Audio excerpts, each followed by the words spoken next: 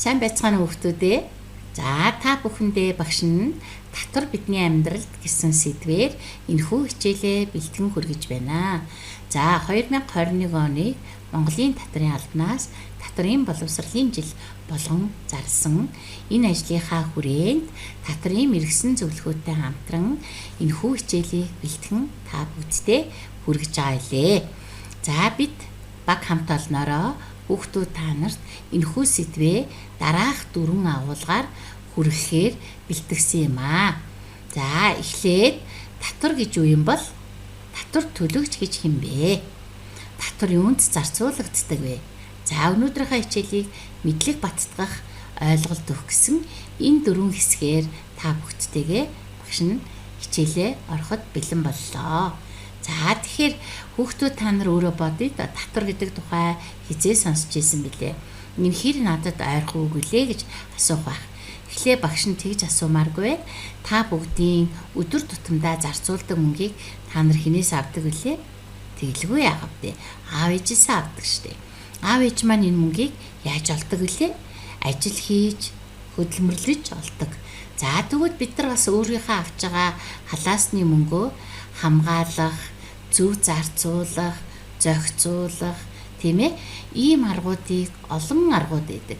Үүний хамгийн ихний арга нь бол түгээмэл хэрэглэгддэг аргыг багш нас энэ дурдахыг хүсэж байна. Та нар бас иргэний боловсрол өрхийн төсвийн хичээл дээрээ сонсч ирснийг бас үгүйсэхгүй байх. Тэгээ энэ хамгийн шилдэг сайн арга. Хүүхэд алган хийж чадах арга учраас багш нь та бүгдтэйгээ хуваалцж байгаа шүү. За тэгэхээр халаасны мөнгө буюу бидний орлого гэж үзэх нь байна, тийм ээ.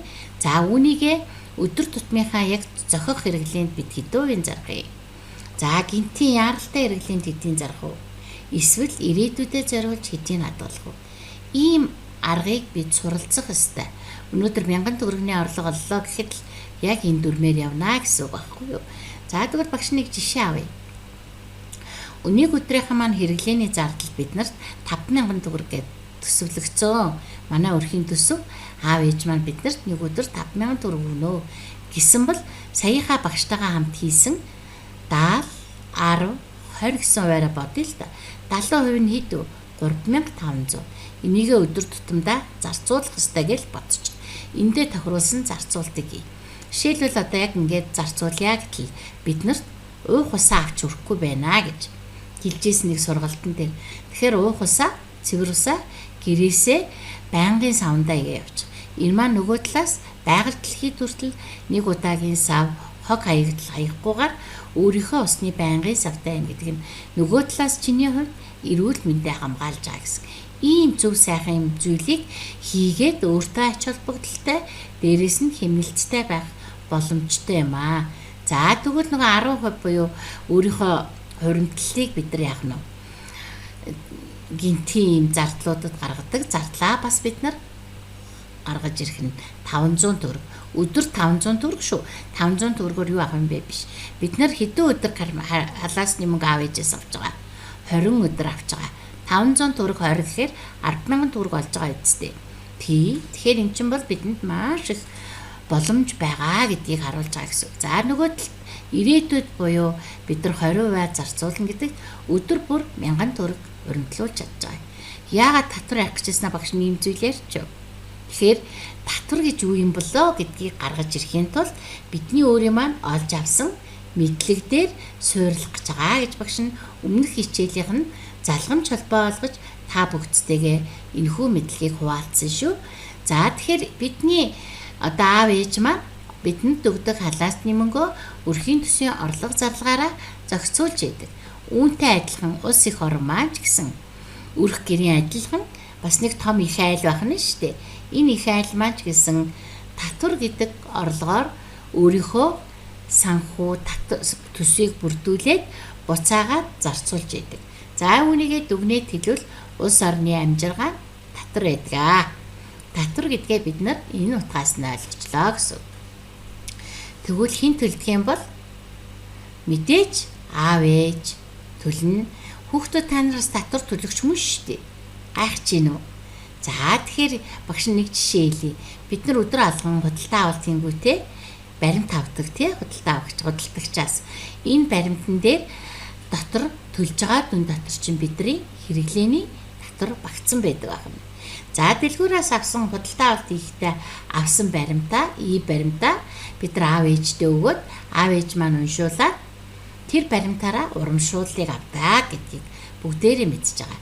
За жишээлбэл бидний хамгийн дуртай хүүхдүүд та нарын насныхны хамгийн их хүсэн мөрөөдөж үлгэр жишээ балгаж өөрснийхөө загвар олгож байгаа BTS хамтлаг, Blackpink гэд солонгос одоо нэртэй юм гоё хамтлагийн хүүхдүүдийн дууг тэдний одоо гоё одоо плакатыг CD-г бид нар бүгдээрээ худалдаж авдаг.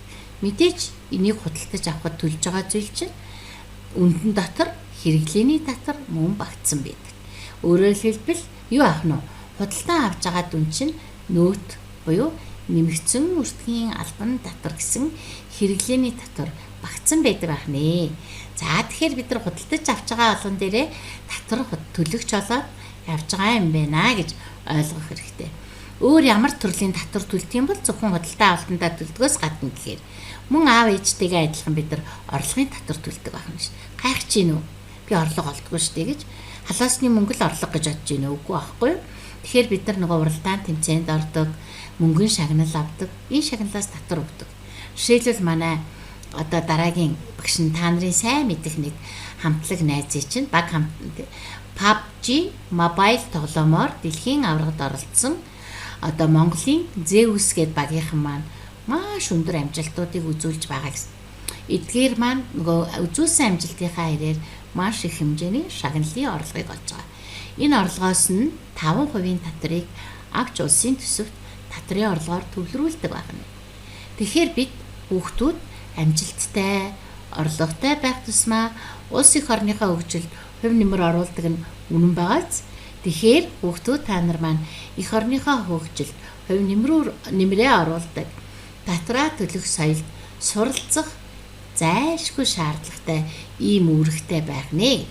Тэгэхээр Монгол улсын маань төсөв нь иргэдийнхээ төлсөн татрын орлогоос бүрддэг гэдгийг хэлэх гэж байна.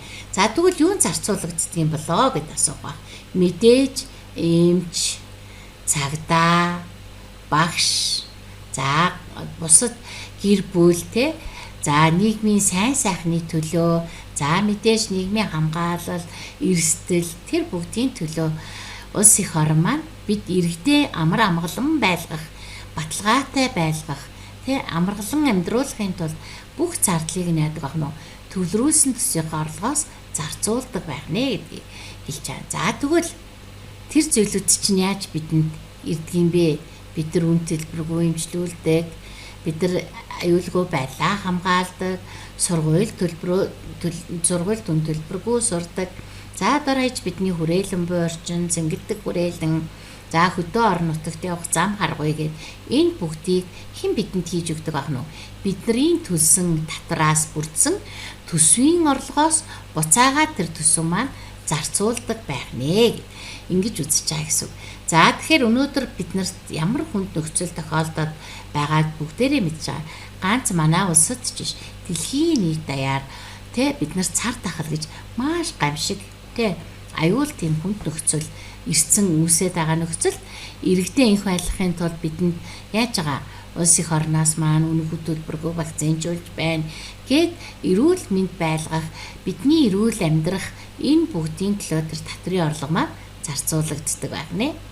Тэгхийн бол нөгөө талаасаа иргэд нь үүргээ биелүүлж татраа төлөхгүй бол ийм зардлаа улсын санхүүжүүлж чадах уу? Жишээлбэл аав ээжийн цалин боггүй бол бид нарын халаасны мөнгө өгөхгүй байх тохиолдол гарч ирнэ шүү дээ. Эсвэл бид нар хоол хүнсэн дээрээ анхаарах асуудал гарч ирнэ шүү. Яг үнтэй адилхан улс их орн маань татрын орлогын хугацаанд татвар төлөгч иргэд нь үргэн биелүүлэх байх юм бол улс их оронд маань маш хүнд байдал бий болдоо гэдгийг хэлэх гэж байгаа юм. За тэгээд бид нар ард иргэдийн төлсөн татрыг юун зарцуулаад байгаа юм бэ гэдгийг татрын албанаас маань тодорхойлсон энэ 5 мэдээлэлээр тоомчилж хүргэж байна. За энэ бүгдийгээ миний хүүхдүүд бас сайн үзээрэй. Багш нь нэг л жишээг нь уншия. Таны жил төлсөн 2 сая төгрөгийн татвараар 4247 хүүхдэд сахуу татрангийн вакцин хийдэг гэж ийм том таялж байна те. Тэгэхээр эн чинь өөрөө л бидний төлсөн татвар юунд очиж зарцуулагдаад байна вэ гэдгийг хэлж байгаа гэсэн үг. За ингээд багш нь бацдгах хэсэг рүүгээ оръё. За багш нь та бүгдтэй Монгол улсын иргэн бүхэн татвар төлөгч байх ёстой юм аа. За иргэн бүхэн мөн татвар төлөх үүргээ биелүүлдэг байх ёстой. За ингэж өөрөө үүргээ биелүүлдэг чадварлаад өөртөө ихтэй амжилттай иргэн байх үндэс нь өнөөдрийн бидний хуримтлал буюу өөрийнхөө дархлааг бий болгох тэр аргаа битгий мартаарай гэж хэлж байгаа. За бид нар ямар нэгэн худалдан авалтыг өдөр тутам хийж байгаа. Энэ хийж байгаа худалдан авалт бүхэндээ бид нар баримтаа нэгтгэх байх ёстой. Ингэснээрээ бид нар баримтаараа өөрийнхөө төлсөн татврын хэмжээг тодорхойлох нэ гэсэн. За энэ дээр багш нь тэр жишээ авсан гоё хамтлаг тий багийн тоглолтуудыг та нар дээр бас эргэж сайн үзээрэй. За ер нь бол хувь хүүхдүүд та нар өөрийнхөө халаасны мөнгийг зарцуулж байгаатай адилхан үрх гэр аав ээж нь улс их орн нь яаж орлогоо олж яаж зарлагаа санхүүжүүлж байгааг бид ойлгож ээж өнөөдөр би өөртөө бас ийм санхүүгийн дархлаагаа бий болгоно. За эрүүл мэндийн дархлаа гэхээс гадна санхүүгийн боловсрал, санхүүгийн дархлаа, өнөөдрийн хичээл маань татврын боловсрал гэсэн зүйлийг ойлгож аваарай гэж хүүхдүүдтэй хэлж байна. За ингээд өнөөдрийн хичээлээ холбогдлолтой ойлгож авсан цааш нь гүнзгийрүүл судлыг бол Тэмүүлгийн гэр бүлийн санхүүгийн нууц гэсэн бүтээлээс үзээрэй.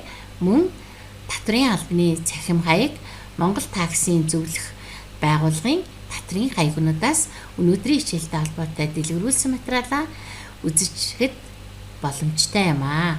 За ингээд хүүхэд багчууд та нартаа ирээдүйдээ итгэлтэй өөдрөг өөртөө итгэлтэй сайхан зөв сайхан хандлагатай хүмүүс болохыг уриалж байна. Баярлалаа.